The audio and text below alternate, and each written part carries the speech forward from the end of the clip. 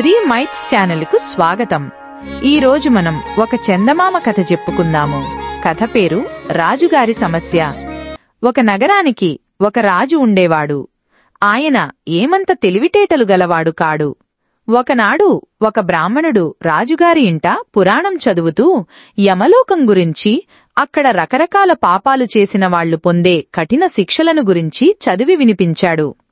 పురాణ శ్రవణం అయిపోయాక రాజు ఆ బ్రాహ్మడితో, శాస్త్రులుగారు, మీకు స్వర్గ నరకాలను గురించి ఇంత తెలుసు కదా, ఒక్క అనుమానం తీర్చండి.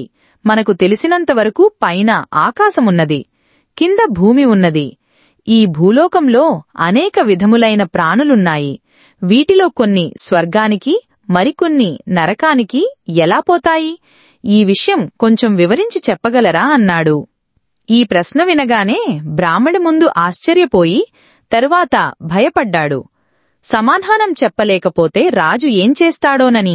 మహారాజా, తమరడిగిన ప్రశ్నకు సమాధానం చెప్పాలంటే మరొక్కసారి శాస్త్రాలన్నింటినీ పరిశీలించవలసి ఉంటుంది. నాకు కొంచెం వ్యవధి ఇవ్వండి అని చెప్పి అక్కడి నుంచి జారుకున్న ఆ బ్రాహ్మడు ఆ రాత్రే తన గ్రామానికి పారిపోయాడు. మర్నాడుదయం రాజుగారు బ్రాహ్మడు పారిపోయిన సంగతి తెలుసుకుని తన ప్రశ్నకు సమాధానం చెప్పలేకనే పారిపోయాడని ఊహించాడు.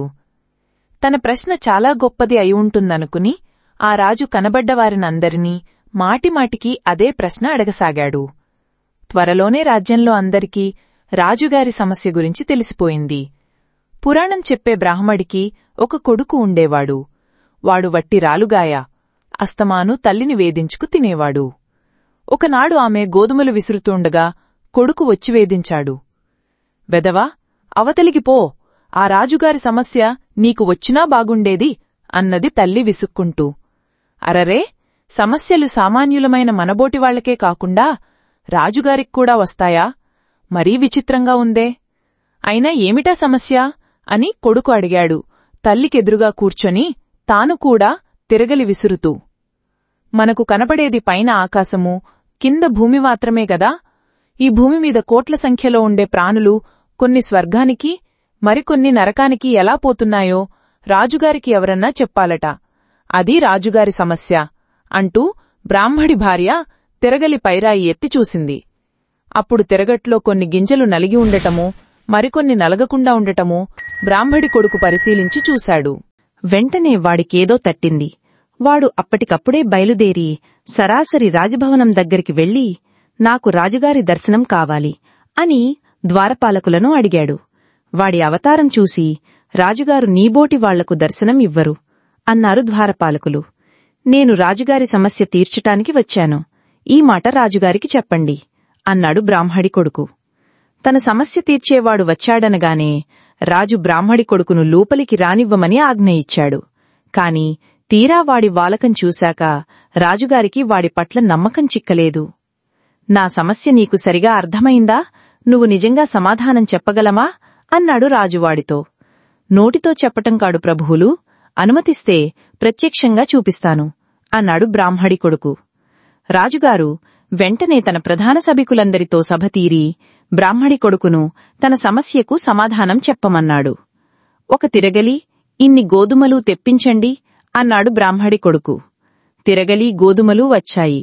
బ్రాహ్మడి కొడుకు పట్టెడు గోధుమలు తిరగట్లో పోసి విసురుతూ, చూడండి మహారాజా, ఈ పైన తిరిగే రాయి ఆకాశం, కింద కదలకుండా ఉండే రాయి భూమి. ఇందులో పోసిన గోధుమలు జీవరాశులు, పోసేవాడు భగవంతుడు. ఈ చేతి 5 వేళ్లు పంచభూతాలు, తిరగలిపిడి యమధర్మరాజు, పాపులను ఇలా హింసిస్తాడు అంటూ పైరాయి ఎత్తి, చూశారా మహారాజా, చాలా గింజలు నలిగి యమయాతన అనుభవించాయి. కాని కొన్ని గింజలు చెక్కుచెదరకుండా ఉండిపోయాయి. ఇవి యమలోకాన్ని తప్పించుకున్న జీవులు, వాటికి నరక భయం లేదు అని ముగించాడు. రాజు పరమానందం చెంది, ఆహా, ఎంత జ్ఞానివి, నువ్వు ఎవరి కొడుకువు నాయనా అని అడిగాడు. వాడు తాను పురాణం చదివే బ్రాహ్మడి కొడుకునని చెప్పాడు. నీ తండ్రికన్నా నువ్వే గొప్పవాడివి అని చెప్పి రాజుగారు వాడికి దుశ్శాలువలు, కట్నాలు ఇచ్చి సన్మానించి పంపేశాడు. ఈ సన్మానం ఫలితంగా బ్రాహ్మడి కొడుకు రాలుగాయ లక్షణాలు మాని పెద్ద మనిషిగా జీవించసాగాడు. ఈ కథ మీకు నచ్చినట్లయితే మన ఛానల్ సబ్స్క్రైబ్ చేసుకోండి, లైక్ చేయండి, కామెంట్ చేయండి, షేర్ చేయండి. ధన్యవాదములు.